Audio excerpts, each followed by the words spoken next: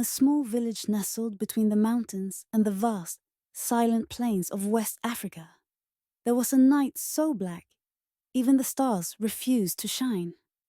The elders warned of such nights, when the sky was empty, and the earth lay bare to spirits wandering unseen.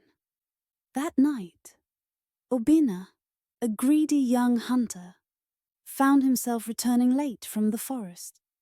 His footsteps quickened as the darkness deepened, swallowing the familiar paths. The air grew heavy with a strange silence, broken only by the soft rustle of unseen things. As he neared the village, Obina spotted an old woman sitting by the roadside, hunched and motionless. Her hair, wild as the wind, gleamed silver in the dark.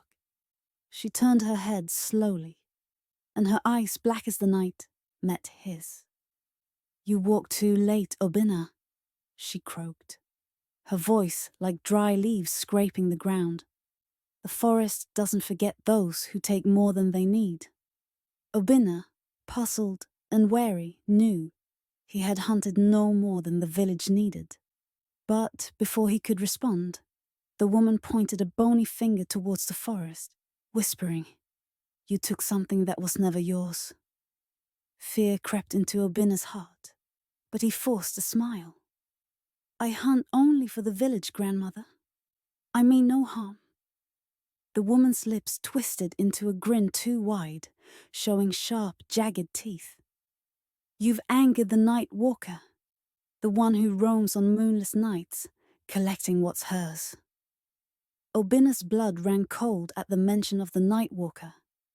He had heard stories from the elders. An ancient spirit who prowled the land, reclaiming anything stolen from her domain.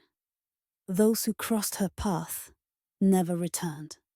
Before Obina could speak, the woman disappeared, her laughter echoing in the wind. The trees rustled with the sound of her fading voice. Panicked, Obina sprinted towards the village, his heart pounding in his chest. But the faster he ran, the farther the village seemed. The familiar path twisted and turned, leading him deeper into the woods. The trees, tall and gnarled, closed in around him like ancient sentinels, watching. Suddenly, the ground beneath Obina's feet trembled, and from the shadows emerged a towering figure, cloaked in darkness.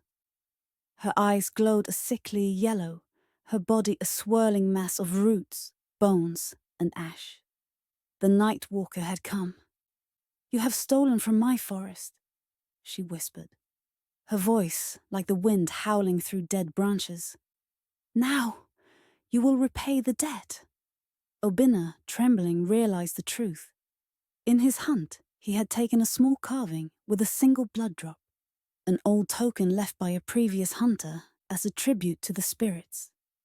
He had seen it, thought it odd, and pocketed it without thinking. Now it had marked him. "Spare me, I beg," Obina pleaded, falling to his knees. "I will return what I took."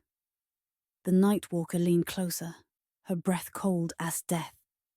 "It is too late for that," she hissed. "You belong to the forest now." With a flash of lightning, the sky split open, and Obina's scream was swallowed by the wind. The next morning, the village found only his footprints, leading deep into the woods, where they vanished. And on the darkest moonless nights, when the sky is black as pitch, the villagers say they hear his voice, pleading forever lost, echoing through the trees. The story reminds us to respect nature and the consequences of disregarding the balance of nature and the unseen forces that govern life.